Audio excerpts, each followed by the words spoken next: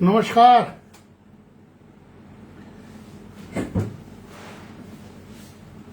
साथियों, मैं फिर से एक बार आपके समक्ष लाइव आया हूं। जैसा कि अभी थोड़ी देर पहले अपने पेज पर मैंने लिखा था कि क्यों लाइव आना पड़ा। रविवार है, गर्मी बहुत है, मेरे फोन पर दो बार अलर्ट आया हीट वेव का। थोड़े बहुत काम घर में बैठ के निपटाया हूं, नींद नहीं आई। एसी में कितना रहूं, ऊर्जा भी बचाना है, लोगों के साथ एक तरह से मेल मिलाप बनाए रखना है, कुछ समस्याओं का लोग समाधान भी करना है, विद्यार्थियों के हित की बात भी सोचनी है, कुछ विद्यार्थियों के शंकाओं का समाधान भी करना है। परीक्षाएं भी चल रही हैं, प्रश्न पत्र बन गया है, बच्चे परीक्षा दे रहे हैं, उस कॉपियों को भी जांचना है, समय पर मार्क्स भी चढ़ाने हैं, कई सारी बातें हैं। लेकिन सारी बातें हमारे अध्यापकीय दायित्व के अंदर है, इसलिए मैं इसको समस्या नहीं मानता। इसी के साथ रहना है। और आप देखते हो कि मैं समय मिलने पर लोगों से मिलना जुलना, वृहत कुटुंब का बढ़ावा, मेल जोल बढ़ाना, शांतिपूर्वक रहना, प्यार मोहब्बत बांटते रहना, किसी से विद्वेष नहीं, किसी से कटुता नहीं, ये सब मैं आपके समक्ष हमेशा दिखता हूं, दिखाता हूं। और दिखाने के लिए नहीं दिखाता हूं, करता हूं, वो डाल देता हूं। साथियों, आज मन में आया कि सुबह से लगा कि मैं करूं तो क्या करूं, तो कुछ मेरे पास पीएचडी इवैल्यूएशन के लिए थीसिस आई थी बाहर की यूनिवर्सिटी से, उसका मैंने इवैल्यूएशन किया, उसकी रिपोर्ट बनाई, संतुष्ट हो गया। कुछ विद्यार्थियों के शंकाओं का समाधान किया, व्हाट्सएप के माध्यम से भी और फोन के माध्यम से। कुछ जरूरतमंद ने जो कुछ लोगों ने मेरा नंबर दिया था, हॉस्पिटल में एडमिट हुआ कोई व्यक्ति, एक सहायता के लिए, उस लिंक को मैंने उचित जगह पहुंचा दिया और सहायता मुहैया करा दिया। ये सब मैं घर में बैठे बैठे कर दिया। और इसलिए कि आज रविवार है, मुझे घर से बाहर निकलना भी नहीं था और कोई जरूरत भी नहीं थी। लेकिन मन किया कि आपके समक्ष, बहुत दिन हो गए, भारत में जो अर्थव्यवस्था को लेकर बातें चल रही हैं और दो प्रमुख अर्थशास्त्री, जिन दोनों के बारे में हमारे समकालीन हैं, हम लोग उसको पढ़ते हैं, उनको सुनते हैं, कई सारे सेमिनार्स में उनसे साक्षात्कार, उनसे भेंट भी हुआ है। वो दो के विचार दौड़ रहे हैं। एक सुरजीत भल्ला जी, जो एग्रीकल्चर इकोनॉमिक्स के एक्सपर्ट हैं, और दूसरे अरविंद पनगड़िया जी, जो फ्री इकोनॉमी के एक्सपर्ट हैं। और दोनों कहीं न कहीं से किसी न किसी समय भारत सरकार की नीतियों से जुड़े हुए हैं। और वो दोनों ने अलग अलग राय इस वैश्विक संकट के मद्देनजर भारत की अर्थव्यवस्था के साथ जोड़कर बताया है। लेकिन बड़े अर्थशास्त्री बोले, भारत के आम जनमानस पर उसका क्या प्रभाव पड़ता है, वो भला कैसे पता चलेगा।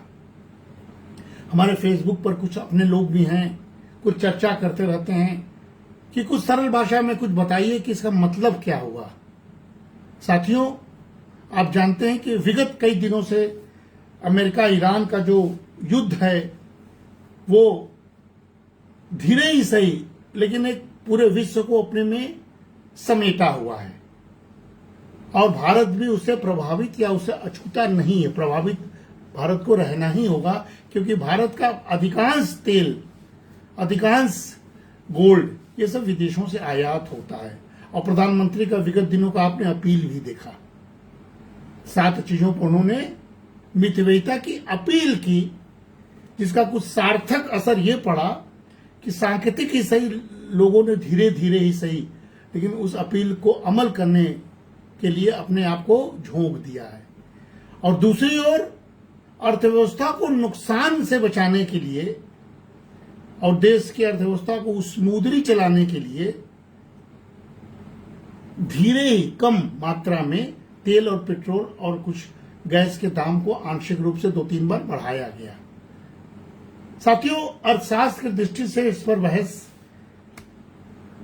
करना चाहिए, लेकिन आम जनता के रूप में अगर देखा जाए तो ये बोझ तो बढ़ेगा, महंगाई तो बढ़ी है। लेकिन आप जानते हैं कि भारत में जो केंद्र सरकार ने कहा है उसको भी जनता को समझना चाहिए कि पिछले दिनों जो प्रेस कॉन्फ्रेंस हुआ हरदीप पुरी जी का, और उसको प्रधानमंत्री ने भी बताया कि लगभग 60 दिनों का, जिसमें 10 दिन बीत गए हैं, हमारे पास कच्चा तेल और प्राकृतिक गैस 45 दिनों का ये अभी उपलब्ध है। माने अब मान लीजिए कि 50 दिन के लिए अभी तेल होगा और लगभग 35 दिन के बराबर गैस होगा, जब से उन्होंने प्रेस कॉन्फ्रेंस किया। और उसी के आधार पर कीमतों का उतार चढ़ाव भी हो रहा है और सरकार कॉशियस भी है। बीच बीच में सरकार रशिया से तेल लाने की अनुमति भी प्राप्त कर ले रही है और कुछ हारमुज में सरकार का कुछ संकट भी समाधान हो जा रहा है। लेकिन साथियों, जो रणनीतिक और वाणिज्यिक भंडार होते हैं उसी को सरकार ने कहा कि वो 60 दिनों तक हमारे पास है, और आपातकालीन जरूरतों के लिए, जिसको हम लोग रणनीतिक पेट्रोलियम भंडार, अंग्रेजी में इसको एसपीआर कहते हैं, स्ट्रेटेजिक पेट्रोलियम रिजर्व, उसके लिए विशाखापट्टनम जो हमारे आंध्र प्रदेश में है, मंगलूर और पाडूर जो हमारे कर्नाटक में है, और सारे जगह कुछ विशाल भूमिगत भंडारण का केंद्र मौजूद है, जिनकी कुल क्षमता सरकारी आंकड़ों के अनुसार 5.33 मैट्रिक टन है। साथियों, ये हम रिजर्व की बात कर रहे हैं। क्यों सरकार निश्चिंत भी है और क्यों सरकार कॉशियस भी है? साथियों, ऊर्जा सुरक्षा को बढ़ावा देने के लिए अभी 2026 मई में ही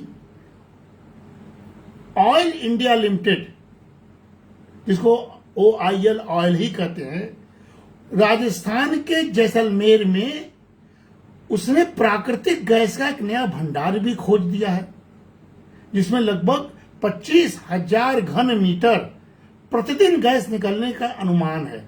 देखिए, सरकार युद्ध स्तर पर यह कार्य कर रही है। ये कोई अर्थशास्त्री या कोई अखबार वाले या कोई जागरूक करने की दृष्टि से जनता को नहीं बता पा रहा है। सरकार बताती है लेकिन उसको अनसुनी कर दिया जाता है। लेकिन ये जानना चाहिए ये सब काम हो रहा है, जबकि युद्ध सरकार या भारत ने नहीं किया, संकट भारत की वजह से नहीं आया, लेकिन संकट से जूझने का भारत का तरीका मैं बता रहा हूं कि कैसे विकल्प हो रहे हैं। साथियों, ईरान इजराइल युद्ध या अमेरिका ईरान युद्ध के बीच में आप सब जानते हैं कि जो सरकार को आलोचना झेलनी पड़ रही है, आलोचना किससे? विपक्ष से या कुछ अननोन फैक्टर से, यानी अमेरिकी डॉलर के मुकाबले रुपए में भारी गिरावट। अब देखिए, बहस इसी पर हो रहा है। हमारे छोटे भाई दिनबंधु जुड़े हुए हैं, उनका स्वागत है। अनिल पांडे जी जुड़े हुए, उनका स्वागत है। दिनबंधु जी भी अर्थशास्त्री हैं, प्राचार्य का दायित्व संभाले हैं, सामाजिक कार्यकर्ता भी हैं और सतर्क हैं। ये हमारी बात को समर्थन भी कर सकते हैं, काट भी सकते हैं और इस पर अवेयरनेस की स्कीम भी चला सकते हैं। साथियों, जो डॉलर और रुपए की बात हो रही है उसमें अर्थशास्त्रियों में भेद चल रहा है।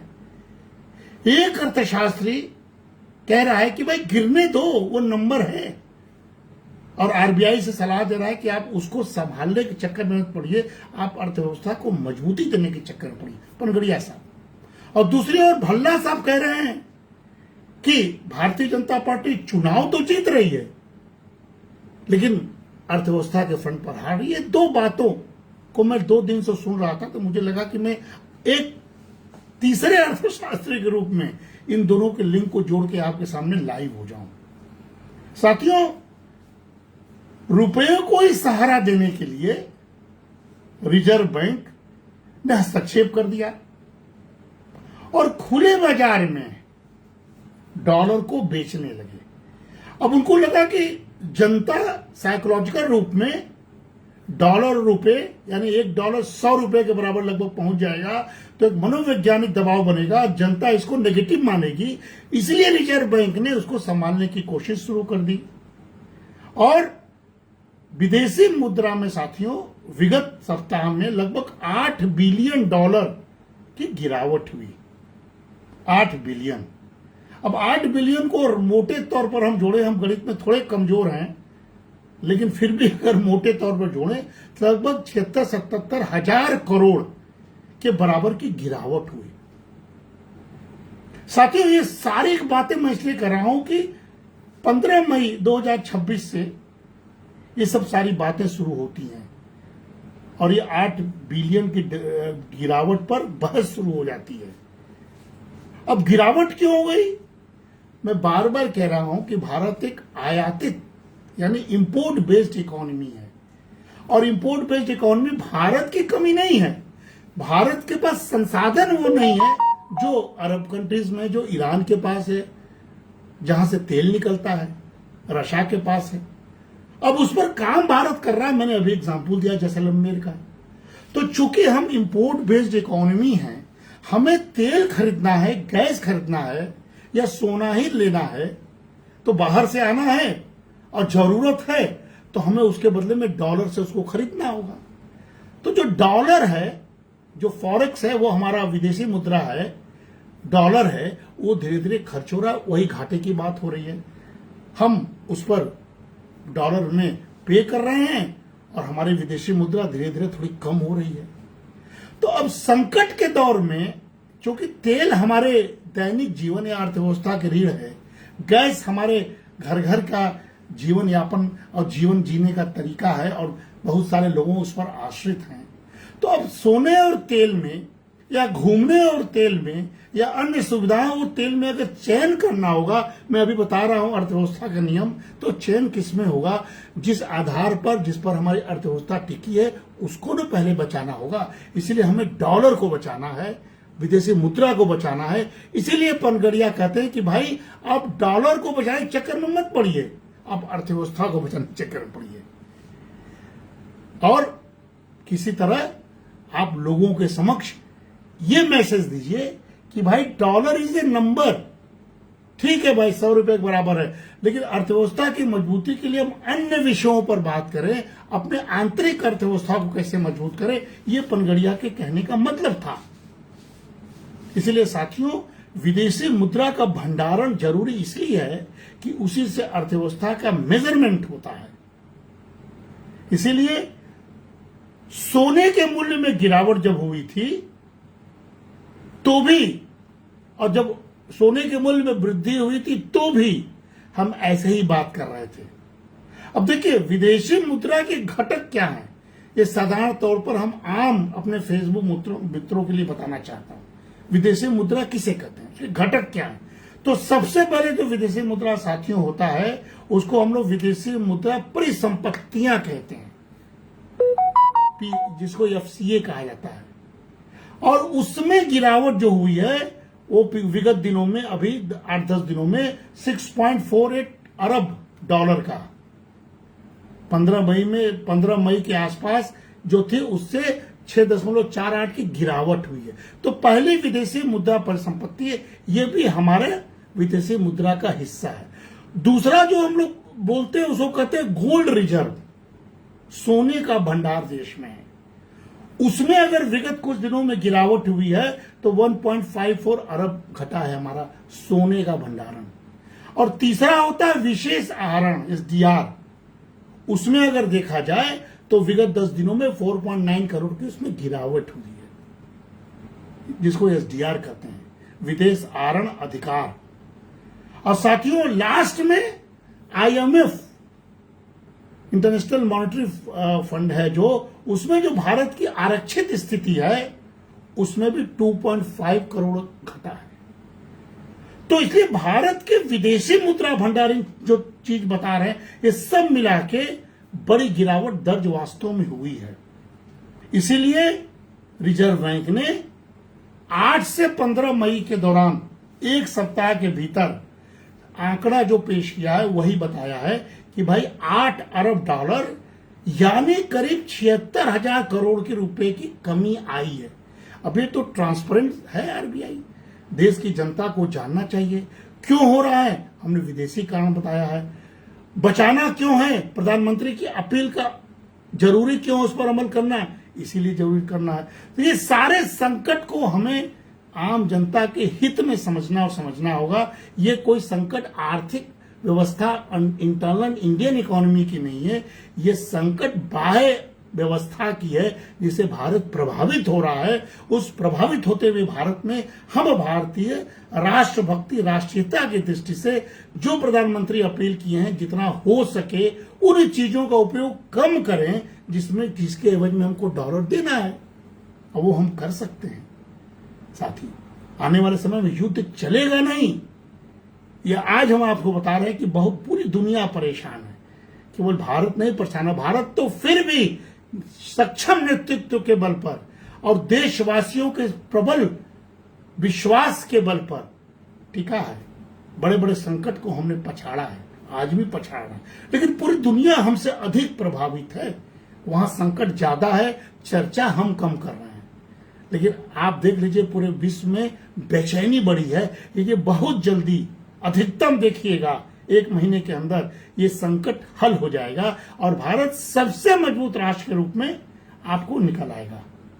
साथियों, जो तेल के दाम बढ़े हैं, कम बढ़े हैं, बाहर के देशों में 30-40% बढ़े हैं, हमारे यहां थोड़े थोड़े मात्रा में बढ़े हैं तेल, पेट्रोल या गैस के पिछले 3-4 दिनों में।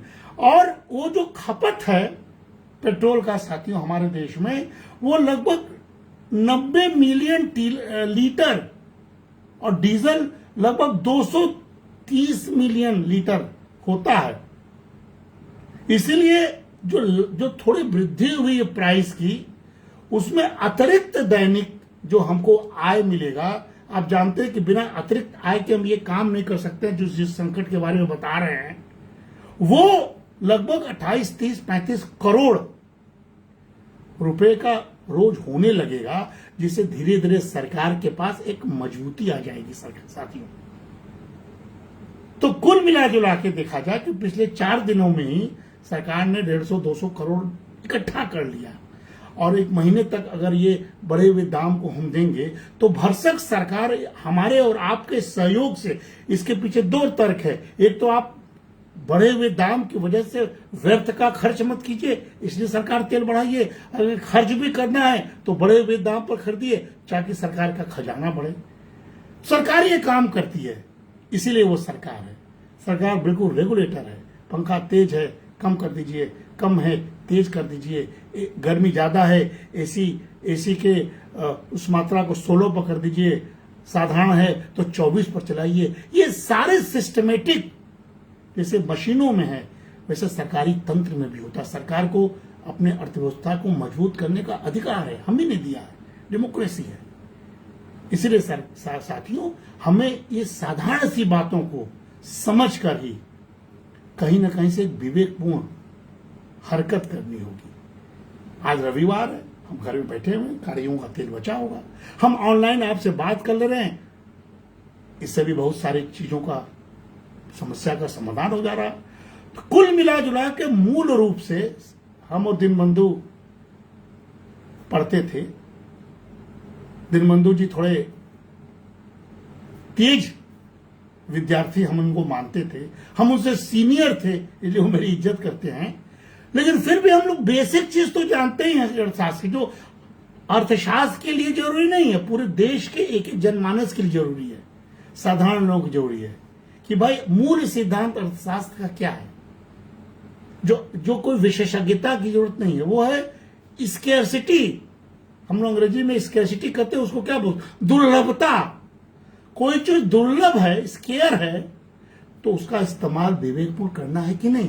तो सबसे बड़ा सिद्धांत है कि जो दुर्लभ चीज है, हमारे लिए तेल अगर दुर्लभ हो जाएगा तो तेल के बिना इकोनॉमी चलेगा नहीं। आज अगर पानी दुर्लभ हो जाएगा तो जीवन खत्म हो जाएगा। इसलिए पानी भी बचाना है, तेल भी बचाना है।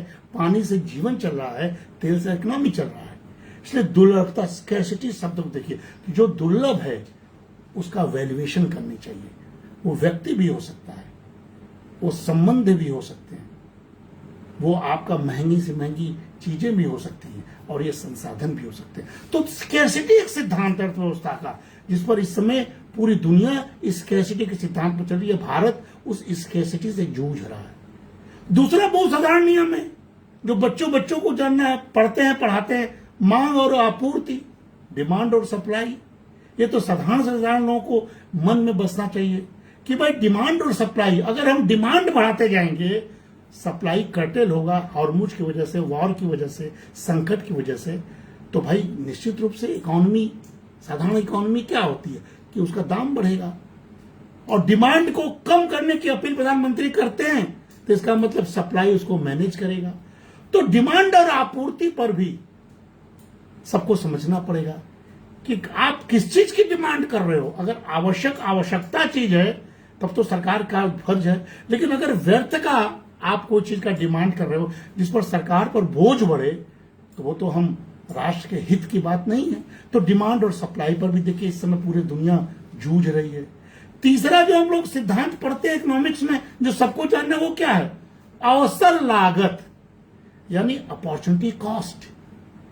भाई इसके एवज में जो हम तेल बचाएंगे या जो हम सोना बचाएंगे, उसके एवज में सरकार के पास क्या बचेगा?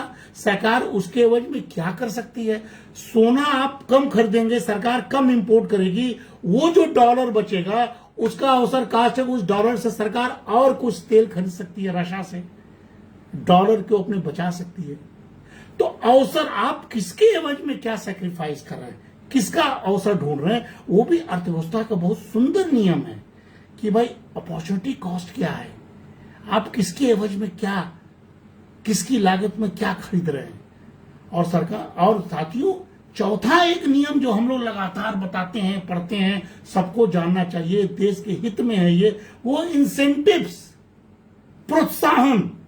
विपदा के समय सरकार प्रोत्साहन देती है, इंसेंटिव्स देती है। जैसे तेल कंपनियां घाटा सह रही हैं, देश हित में सरकार उनको इंसेंटिव्स देगी। कोविड के समय में जब संकट में था, सारा दुकान, सारा व्यवसाय बंद था, तो छोटे और लघु उद्यमों को सरकार ने इंसेंटिव्स दी। तो ऐसे कठिन समय में इंसेंटिव्स भी देना, एक तरह से इंसेंटिव्स आएगा कहां से, जब सरकार के आय के स्रोत सूख जाएंगे। इसलिए थोड़े से ही सरकार के आय के स्रोत को सूखने से बचाना है। तो इंसेंटिव्स का सिद्धांत है, जिससे सरकार गरीबों तक अन्न भी पहुंच जाए, गरीबों का काम भी हो जाए, लोगों को सैलरी भी मिल जाए, सेना को रक्षा का बजट में कोई कमी ना आवे, सुरक्षा, रक्षा, शिक्षा सब बची रहे। ऐसे में हमको थोड़े थोड़े योगदान देते रहना होगा, उस समय जब संकट का कल्प्रिट विदेशी हैं, बाह्य व्यवस्था है। और साथियों अंतिम में एक सिद्धांत जरूर है जिसको कि साधारण तौर पर बताना चाहते, वो है गवर्नमेंट का इंटरवेंशन, यानी सरकार का हस्तक्षेप। देखिए आलोचना क्या हो रही है कि बंगाल चुनाव था इसलिए सरकार ने तेल नहीं बढ़ाया।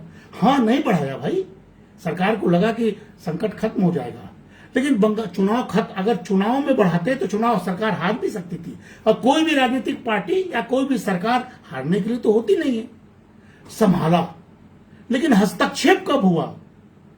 जब युद्ध का ये दौर थोड़ा थोड़ा टलने लगा, बढ़ने लगा, तो सरकार ने हस्तक्षेप किया। और उस हस्तक्षेप का नतीजा ये हुआ कि थोड़ा दाम बढ़ा, थोड़ा सरकार ने अपील की, मिलजुल कर हम काफी रुपए भी बचा ले रहे हैं, उसको डॉलर में तब्दील करके हम कुछ समय के लिए और तेल आयात कर सकते हैं। डॉलर हमको जरूरी है। तो ये 5 चीज जनता के हित का है। ये अर्थव्यवस्था का बेसिक सिद्धांत है, जरूर क्लासरूम में पढ़ाने वाली बात है, लेकिन ये देश की एक एक जनता को ये मन में बैठाना चाहिए कि अर्थव्यवस्था सभी के लिए है। ये व्यवस्था डिग्री पाने के लिए नहीं, इकोनॉमिस्ट बनने के लिए नहीं है, बल्कि वर्तमान वैश्विक संकट के समय जन जन को समझना चाहिए कि अमेरिका ईरान का जो तनाव है, तेल का जो संकट है, आपूर्ति श्रृंखला का जो व्यवधान हो रहा है, रुपए में जो अवमूल्यन हो रहा है और जो निजी निवेश में कमी हो रही है, ये पूरे को पूरे अगर जोड़ कर आप देखेंगे तो समझ में आ जाएगा कि भाई बाह्य निर्भरता, अगर आप हमेशा बाहरी वस्तुओं पर निर्भर हो, बाहरी चीजों पर निर्भर होंगे तो हमें कभी न कभी संकट के दौर में संकट झेलना पड़ेगा। इसलिए आत्मनिर्भर भारत स्लोगन नहीं था। आत्मनिर्भर भारत को आप वैकल्पिक का खोज करते रहिए। आप किसी भी संकट के समाधान के लिए अपने आप को मजबूत बनाए रखिए, राष्ट्र के रूप में भी और हम परिवार के रूप में भी और एक व्यक्ति के रूप में भी। ये हमको सबका दायित्व है। अगर आप इंपोर्ट बेस्ड इकोनॉमी हैं तब तो आपको हमेशा सदैव अल्टरनेटिव ऊर्जा की बात सोचनी पड़ेगी। साथियों, इसीलिए हमने सोचा कि बहुत छोटी बात है, विश्व जूझ रहा है वार में, पश्चिम एशिया संकट में है, ऊर्जा की अस्थिरता है, मुद्रास्फीति बढ़ने की कगार पर बढ़ भी रहा है, आपूर्ति श्रृंखला हमने कहा कि बहुत बाधाओं के दौर से गुजर रहा है, वैश्विक पूंजी का प्रवाह जो है उस चुनौतियों के बीच से गुजर रहा है। ऐसे में हमारे देश, भारत जैसा देश कैसे निपटे? जब इसका रास्ता एक देश का प्रधानमंत्री बताता है तो उसको गंभीरता से लेना होगा साथियों। इसलिए विदेशी मुद्रा भंडार, ऊर्जा का संसाधन, सार्वजनिक वित्तीय संसाधन और पूंजी निवेश, इस पर ध्यान सरकार देने के लिए ये सारी बातें हमें और आपसे कर रही है साथियों। युद्ध में हमेशा आपूर्ति बाधित होती है, युद्ध में या संकट में। कोविड में भी हुआ, युद्ध में भी होगा। युद्ध हमारी वजह से नहीं हो रहा, कोविड हमारी वजह से नहीं हुआ। तो युद्ध में या कोविड जैसे संकट में आपूर्ति जब बाधित होती है साथियों, तो तेल जैसा हमने कहा ना, ऐसे वस्तुओं की कमी हो जाएगी और कीमतों में आंशिक वृद्धि झेलनी पड़ेगी। ये सरकार नहीं है कि हम सरकार पर दबाव डाल दें और सरकार रातों रात तेल उत्पादन कर दे, ऐसा नहीं होता है। इसको समझिए और अगर बचना है, बचाना है तो आप वास्तव में मितव्ययी बनिए। थोड़े बहुत पेट्रोल और डीजल तो महंगे होंगे ही, हो रहे हैं, महंगाई पर असर होगा, उसको झेलना होगा। हमारा वजह नहीं है, युद्ध की स्थिति में सबको सरकार का साथ देना ही होगा। खाद्य वस्तुओं के दाम बढ़ सकती हैं, परिवहन लागत बढ़ रही है, बढ़ेगी, उद्योगों को लागत बढ़ेगा। इसलिए जब भी आपूर्ति घटेगा साथियों किसी भी चीज का, आप साधारण से साधारण, हमारे परिवार में कोई एक व्यक्ति कमा रहा है, दो व्यक्ति कमा रहा है, एक व्यक्ति न कमाए, उस व्यक्ति के सारे बड़ा परिवार चल रहा हो, तो हमारे यहां भी समय के अनुसार हमें या तो हम आश्रित हो जाए किसी पर जिससे आपकी डिग्निटी, आपकी अस्मिता खतरे में पड़ जाए, या हम अपने चयनात्मक दृष्टि से संतोष रूपी धन को इस्तेमाल करते हुए ताव से जिए। तो ये तो हमको करना ही होगा कहीं ना कहीं से, और बार बार मैं कर रहा हूं, विकल्प चुनना होगा। अगर हम तेल की सब्सिडी बढ़ाएंगे तो शिक्षा पर खर्च कम करना होगा कि नहीं? कोई न एक कॉस्ट बियर करना होगा। स्वास्थ्य में निवेश कम करेंगे कि नहीं? इंफ्रास्ट्रक्चर पर कमी करेंगे कि नहीं? तो इसलिए कब क्या कैसे जरूरत है, और आरबीआई डॉलर बेचकर यदि रुपए बचाता है तो उसकी अवसर लागत साथियों भविष्य के संकटों के लिए कम विदेशी मुद्रा भंडार के रूप में सामने आ सकती है।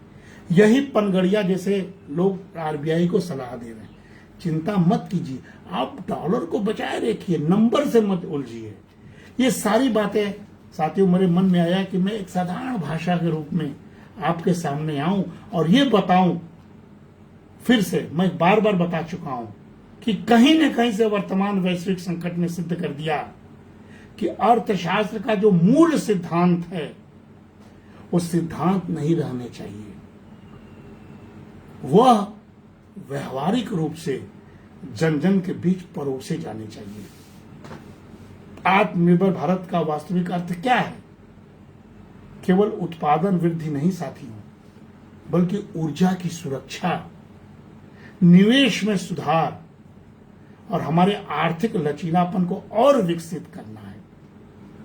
इसीलिए जो प्रधानमंत्री जी ने अपील की थी, मैं बार बार दोहरा रहा हूं, अभी कई जगहों पर मैं बोला हूं, उस अपील की गंभीरता को समझिए।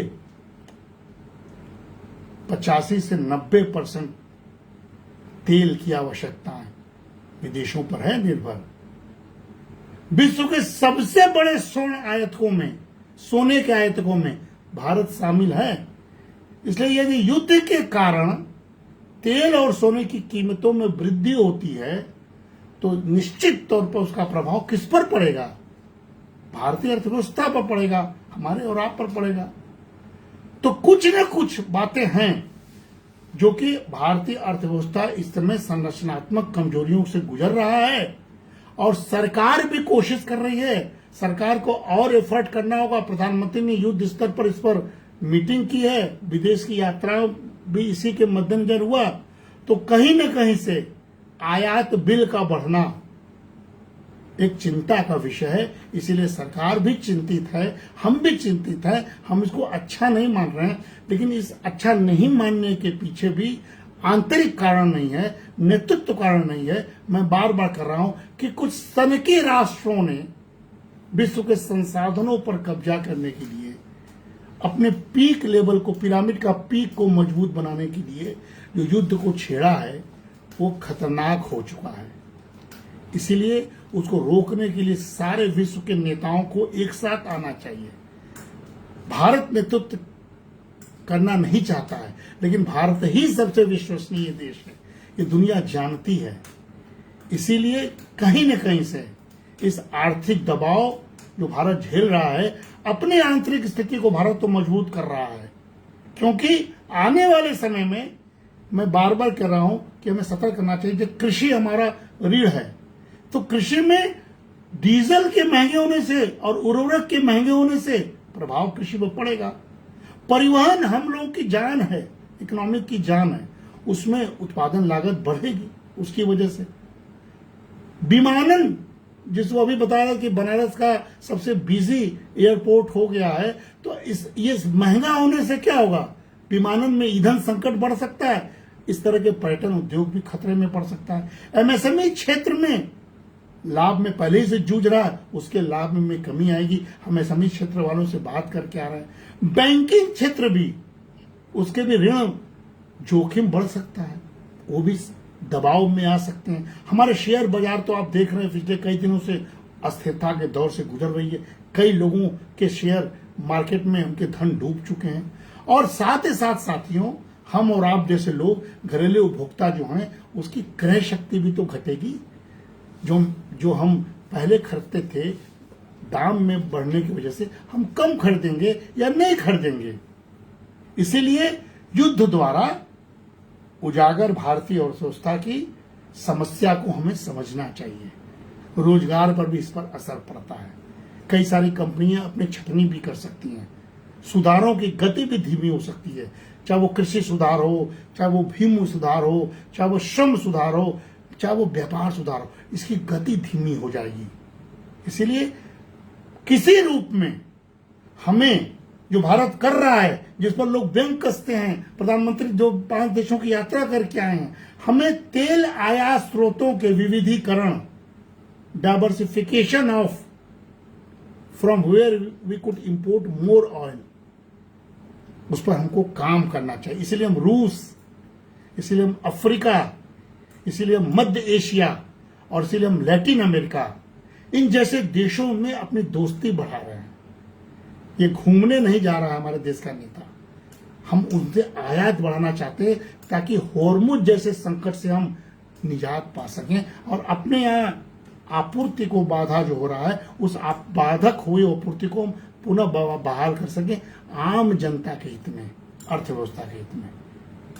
साथियों, इसीलिए कुछ चीजों को भी सोचना चाहिए कि भारत या हमारा देश पर्याप्त मात्रा में तेल का भंडारण कैसे कर सके, उस पर हमें और जोर देना चाहिए।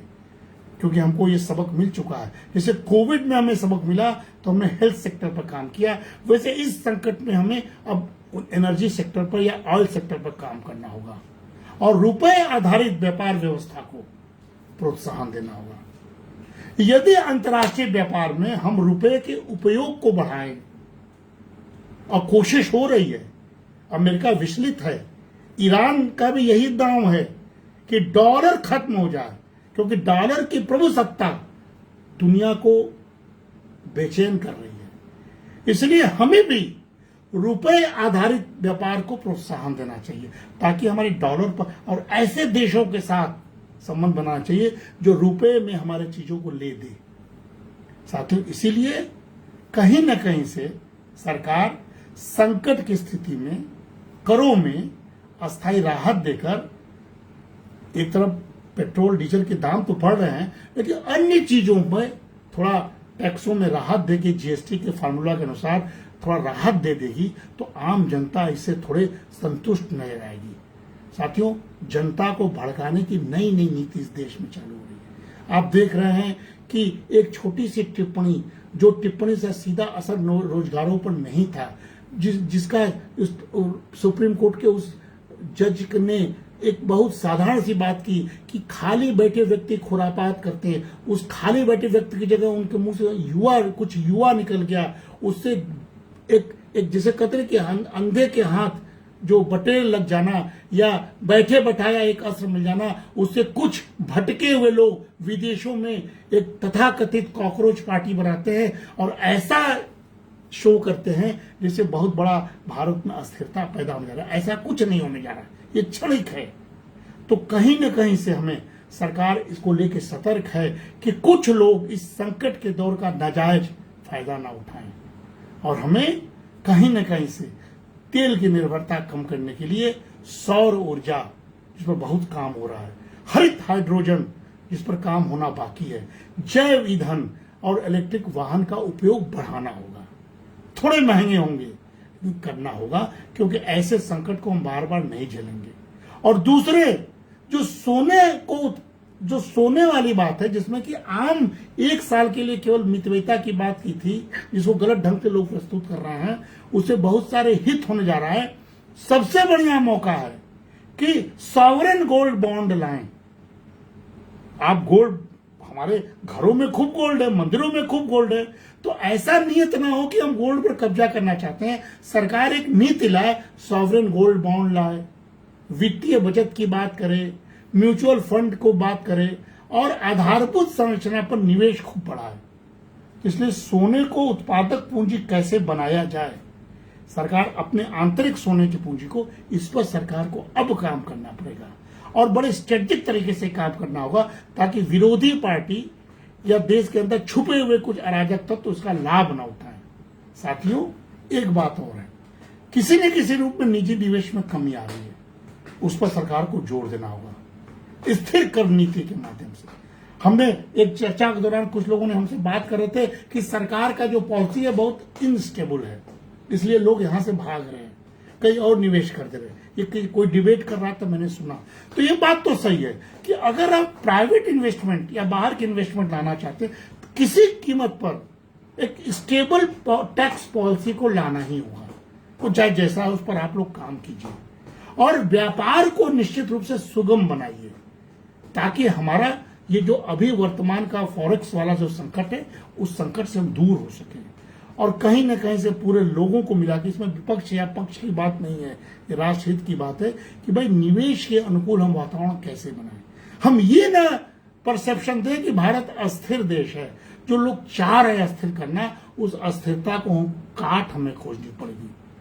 साथियों, इसीलिए हम लोग शिक्षक हैं, दीनबंधु भी शिक्षक हैं, बड़ा भारी समुदाय हमारा शिक्षक है, हम लोग बेचैन रहते हैं। हम लोग शिक्षा में क्या उत्पादन दे रहे हैं, हम कैसे फ्यूचर वर्क रेडी फोर्स बनाएं, हम कैसे पढ़ाई को रोजगार से जोड़े, इसके लिए बेचैनी होती है, खास करके ह्यूमैनिटीज और आर्ट्स वालों को। आईटी और मेडिकल तो फिर भी एक तरह से मानवीय पूंजी का निर्माण करने में सफल हो रहा है, लेकिन हमें कैसे अपने विषयों को करना चाहिए। इसलिए शिक्षा, अनुसंधान और स्किल, कौशल विकास, इस पर कैसे ध्यान दिया जाए। हर व्यक्ति इनोवेटिव हो, हर व्यक्ति सार्थक हो, हर व्यक्ति प्रोडक्टिव हो, हर व्यक्ति अपने बात के आधार पर कुछ आय का सृजन करने में समर्थ हो। संबंध के जरिए, व्यक्तित्व के जरिए, नवाचार के जरिए, ये सारे शिक्षा पर जुड़ा हुआ है साथियों, इस पर हमको बात करना चाहिए। इसीलिए प्रधानमंत्री का जो अपील है, उसको मजाक में मत लीजिए। कहीं न कहीं से हमें, एक गाड़ी पर मैं ही बैठता था, मुझे बड़ा कुफ्त होता था, चोट की वजह से मैं गाड़ी खरीदा और मैं जब डीएवी जाता हूं तो मुझे अच्छा नहीं लगता है, लेकिन मजबूरी में मैंने छोड़ दिया। कुछ दिनों से मैं मोटरसाइकिल पर चल रहा हूं, लेकिन फिर भी पेन हो रहा है, तो मुझे इस गर्मी में कैसे जाऊं, इस बेचैनी हो रही है। कौन सा साथी खोजूं जो मेरे घर पर आवे और मेरी गाड़ी में 4 लोग बैठ जाएं और डीएवी तक चले। मैं तो कह रहा हूं, अपील कर रहा हूं, आवे, मैं बैठाने को तैयार हूं। सवाल ही उठता है कि व्यर्थ का घूमना, व्यर्थ का फिरना, व्यर्थ का यहां से वहां राउंड करना, इसमें सरकार कह रही है कि 1 साल तक अगर हम मितव्ययिता कर दें, विवेकपूर्ण उपयोग करें, तो क्या गलत अपील कर रही है।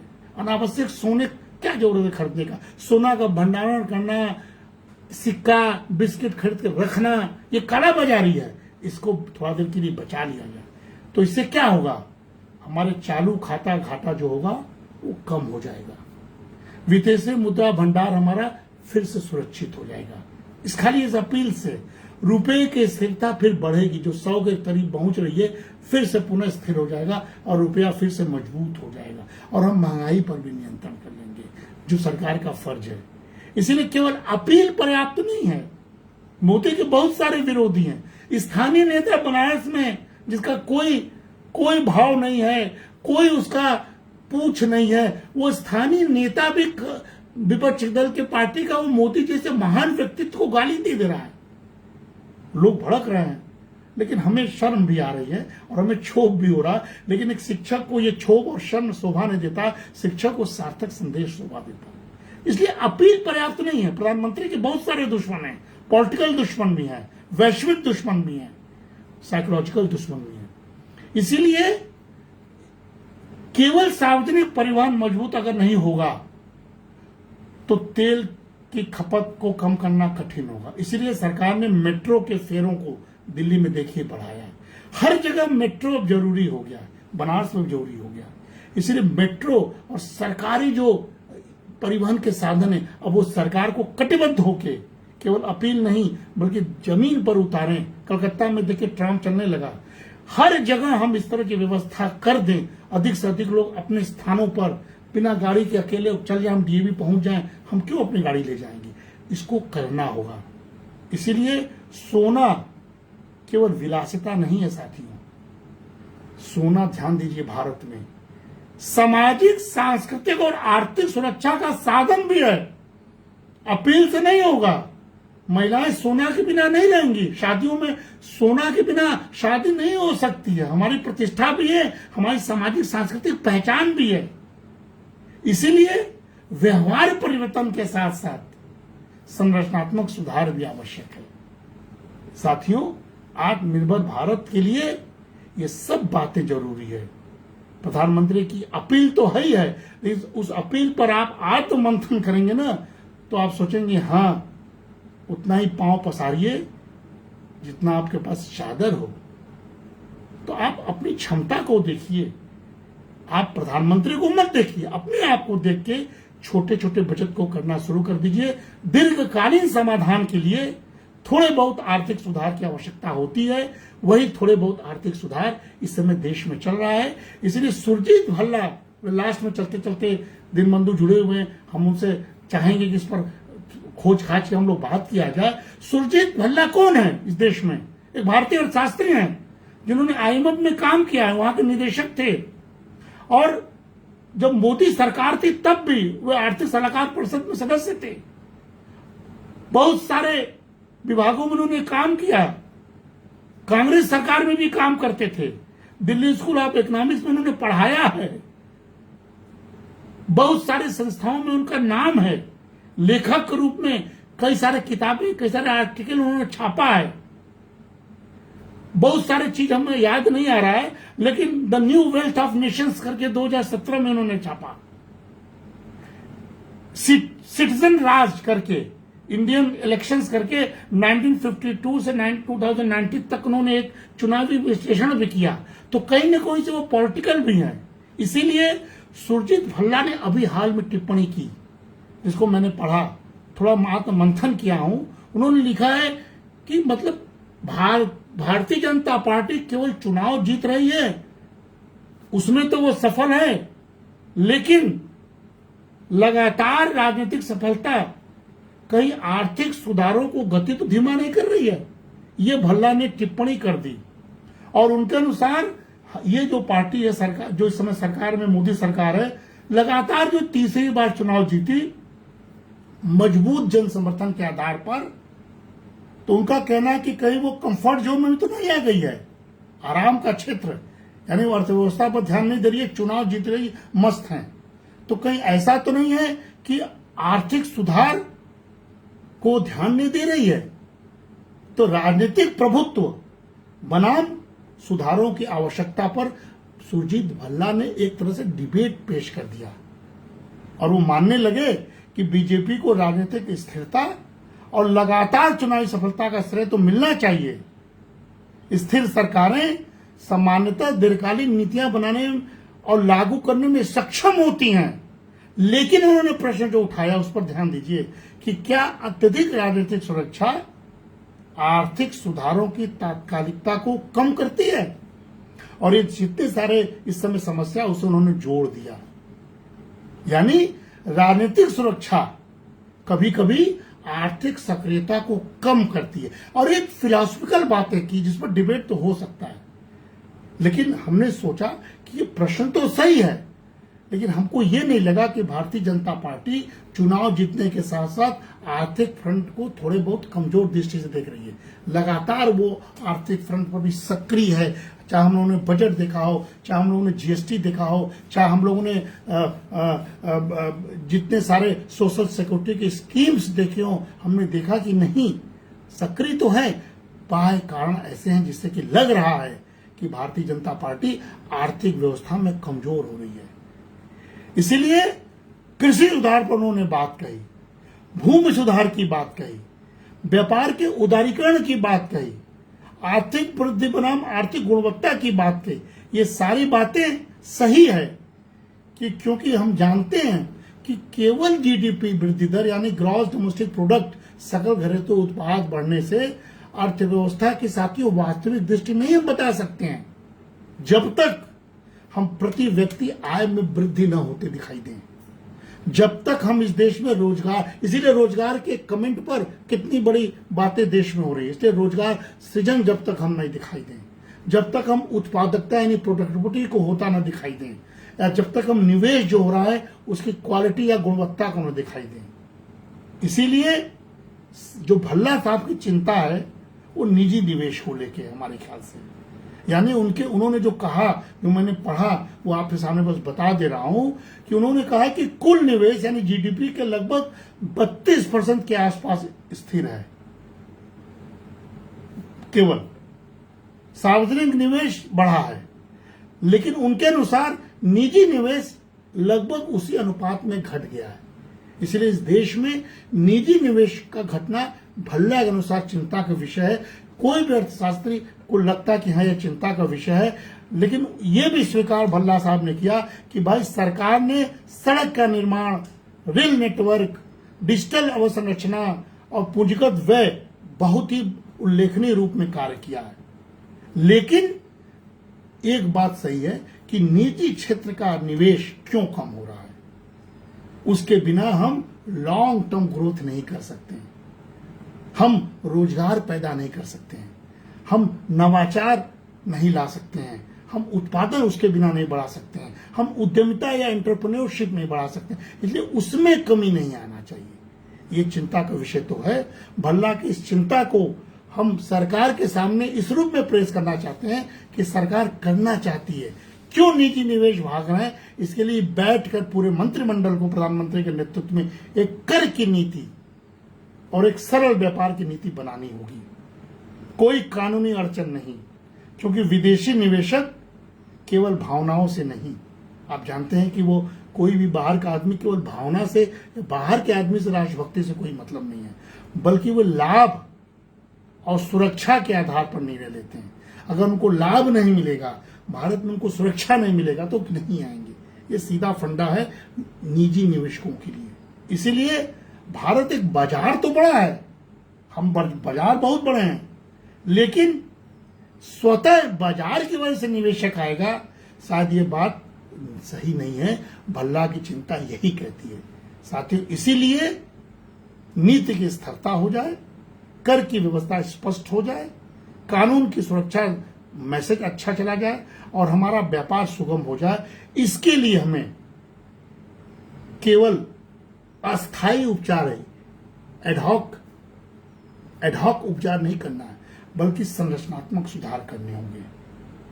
और वो संरचनात्मक सुधार सरकार कर रही है, सरकार करती हुई दिखाई दे रही है साथियों। इसीलिए कहीं न कहीं से भल्ला के इस टिप्पणी को सकारात्मक दृष्टि से भी देखना चाहिए और दूसरी तरफ वैश्विक परिस्थितियों के जिम्मेदार मानकर सरकार की मजबूरी के रूप में भी देखना चाहिए। सरकार को दोषारोपण नहीं देना चाहिए। इसलिए साथियों कहीं न कहीं से भल्ला के बाद दूसरे व्यक्ति जो थे जिसके बारे में बताना चाहता हूं, पनगड़िया साहब, डॉक्टर अरविंद पनगड़िया कोलंबिया विश्वविद्यालय के अर्थशास्त्र हैं और जगदीश भगवती जो ग्लोबलाइजेशन के लिए बहुत जाने जाते हैं, वो सब पॉलिटिकल इकोनॉमिक्स के रूप में उनको हम जानते हैं। 2015 से 17 तक उन्होंने कैबिनेट मंत्री के पद पर भारत सरकार नीति आयोग के पहले उपाध्यक्ष, हम लोगों को याद है मोदी आई थी तो वो बने थे और उस दौरान उन्होंने भारत के G20 शेरपा के रूप में कार्य भी किया था। बहुत सारे उन्होंने काम किया G20 पर। पनगड़िया साहब एशियाई विकास बैंक के पूर्व अर्थशास्त्री भी रहे हैं और 78 से लेकर 2003 तक मैरीलैंड के विश्वविद्यालय में वो फैकल्टी मेंबर रहे हैं साथियों। इस दौरान उन्होंने विश्व बैंक, IMF और कई सारे संस्थाओं पर बहुत काम किया साथियों। उनकी भी पुस्तकें द इमर्जिंग जॉइंट 2008 में प्रकाशित हुई थी, जो कि एक बहुत ही पढ़ने योग्य किताब माने जाते हैं हम लोग। और उन्होंने भारतीय अर्थव्यवस्था पर उसको हम लोग ने एक निर्णायक पुस्तक के रूप में देखा था, क्योंकि वो ग्रोथ ओरिएंटेड इकोनॉमिक्स हैं। उनका वैज्ञानिक शोध अमेरिकन इकोनॉमिक या क्वार्टरली जर्नल वगैरह में बहुत सारे लेख आते रहते हैं। इसीलिए पहले से ही वो इस देश से जुड़े हुए हैं, पहले से अर्थशास्त्री प्रमुख थे। 2012 में साथियों इसी भारत सरकार ने, जो पूर्ववर्ती भारत सरकार थी, उन्होंने उनको पद्म भूषण से सम्मानित किया था। उन्होंने क्या कहा, उन्होंने भी एक टिप्पणी कर दी कि भैया रुपए के स्वाभाविक रूप से गिरने देना चाहिए। 100 रुपए प्रति डॉलर केवल एक मनोवैज्ञानिक संख्या है, यह 99 या 101 से मूल रूप से अलग नहीं है। यानी उनका कहना है कि 100 को बहुत बड़ा वैज्ञानिक रूप से मत बोझ पड़ लीजिए, 99 भी 100 के बराबर है और 101 भी 100 के बराबर है। इसलिए उन्होंने कहा कि केवल मुद्रा विनिमय दर पर बात मत कीजिए, बल्कि यह मुद्रा प्रबंधन की व्यापक आर्थिक रणनीति को संकेत करता है। और फिर उन्होंने तर्क दिया है, उन्होंने कहा है कि भाई विनिमय दर जो एक्सचेंज रेट है डॉलर और रुपए में, उसको कृत्रिम रूप से स्थिर बनाए रखने की कोशिश मत कीजिए। RBI से उन्होंने कहा इससे अर्थव्यवस्था महंगी हो सकती है। इसीलिए उन्होंने तेल की कीमतें बढ़ रही हैं, वैश्विक कारण है, डॉलर मजबूत हो रहा है, वैश्विक कारण है, विदेशी पूंजी बाहर जा रहा है, यह वैश्विक कारण है। ऐसे में RBI के पास विकल्प सिर्फ 2 हैं। पहला विकल्प क्या है, जो अभी RBI कर रहा है, जिसको पनगड़िया ने चिताया कि विदेशी मुद्रा भंडार बेचकर रुपए को बचाया जाए, जो लगभग 76,000 करोड़ उन्होंने बेच दिया। दूसरा विकल्प क्या है, रुपए को बाजार की मांग और आपूर्ति के अनुसार धीरे धीरे कमजोर होने दिया जाए, जो पनगड़िया चाहते हैं और उसके पक्षधर हम भी हैं कि रुपए को डॉलर के मुकाबले मनोवैज्ञानिक रूप से जनता को डराइए मत। यानी तर्क क्या है कि भाई यदि RBI लगातार डॉलर बेचेगा तो विदेशी मुद्रा तेजी से घटेगी, जैसे अभी हमने बताया। $8 बिलियन कम हो गया कि नहीं, केवल बचाने के चक्कर में। और भविष्य के बड़े संकटों के लिए संसाधन कम हो जाएंगे। भविष्य में अगर तेल खरीदना होगा तो कहां से खरीदेंगे। इसीलिए कमजोर रुपया जो होगा तो भारतीय निर्यातक इसका फायदा उठाएं, एक्सपोर्टर फायदा उठाएं। इससे हम निर्यात को बढ़ा सकते हैं, व्यापार घाटा को कम कर सकते हैं और घरेलू उद्योगों को हम लाभ दिला सकते हैं। ये आत्मनिर्भरता की एक बहुत बड़ी पहचान हो सकती है, इसका फायदा उठाया जाए। इसीलिए पनगड़िया साहब ने जो तर्क दिया वो मुद्रा का मूल्य आर्थिक परिस्थितियों को प्रतिबिंबित करता है। साथियों उनका कहना है कि यदि अर्थव्यवस्था पर बाहरी दबाव है तो विनिमय दर को उस वास्तविकता को व्यक्त कर देना चाहिए, जितना भी रुपया जाए कृत्रिम रूप से बचाने की कोशिश नहीं करना चाहिए, उसे हम भविष्य के लिए कमजोर पड़ेंगे। ये एक तर्क था जिस पर कि डिबेट चल रहा है, मैं भी इस डिबेट का हिस्सा बनकर आज आपके सामने आया हूं साथियों। लेकिन मुझे लगता है कि सचमुच हमें लॉन्ग टर्म पॉलिसी अपनानी चाहिए।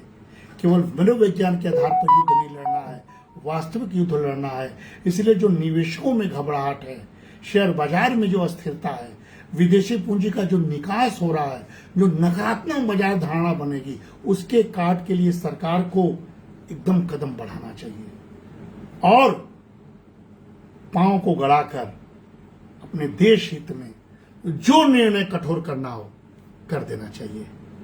नमस्कार, धन्यवाद।